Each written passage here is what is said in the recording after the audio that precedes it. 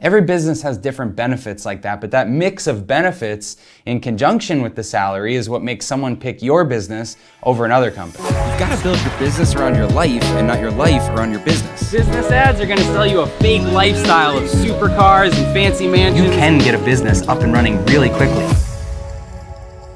When I was 10 years old, I lived in a suburb of Chicago, and I remember walking around the neighborhood with my dad one weekend. It was a Saturday, and I was talking about how all the kids at school had Air Jordans, and I wanted Air Jordans so bad. And so I'm telling my dad, I'm walking next to him, I'm like, Dad, everybody's got them at school. Everybody has these, I want them. And he looked at me and he said, does everyone have them? Like really every other kid in your class has them? And I was like, well, no.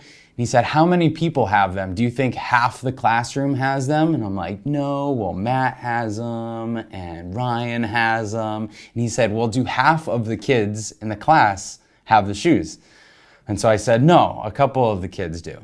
And he said, all right, well, you tell me when half of the classroom has Air Jordans, and then I'll take you to go get some because I don't want you to be in the minority. He said, I want to give you everything that the average person has and make sure that you're not being left behind. But I'm not going to give you something special so that you're the one kid in class that's got this thing. Why would I do that? And so this is funny because this came to me when I was on a podcast. Someone asked me a question about lessons from being a kid.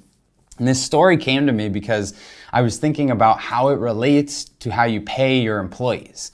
Because when you're paying employees, when you're paying your team, coming up with salaries, you want to pay market, right? You want to pay just as much as any other business would that's competing for the same type of person in the same type of role. And so you have to come at it kind of objectively to say, here's what we can afford for this type of person.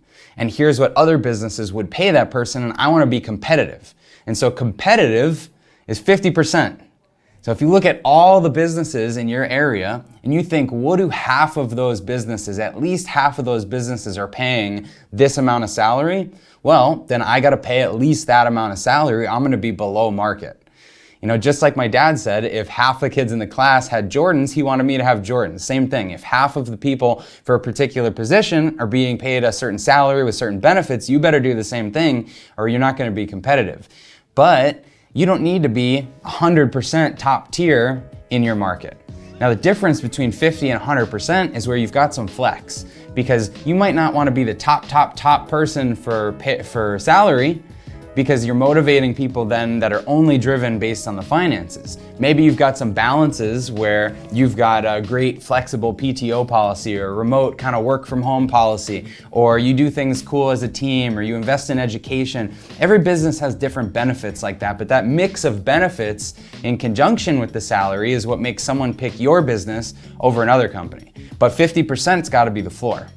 So as you're thinking about how you pay people, you want to use outside resources as well. So you can use free tools like Glassdoor or Salary.com or Indeed or ZipRecruiter. They all have these salary tools where you can look up for this particular position, what's the average salary nationally?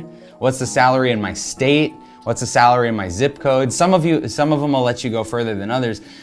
Or if you're hiring a lot of people, you can subscribe to a tool, and there's a few out there that do this, where they'll look at actual market data from jobs that have been posted privately, and they'll aggregate all that data and show you, if you want to stay in market, here's a salary to offer.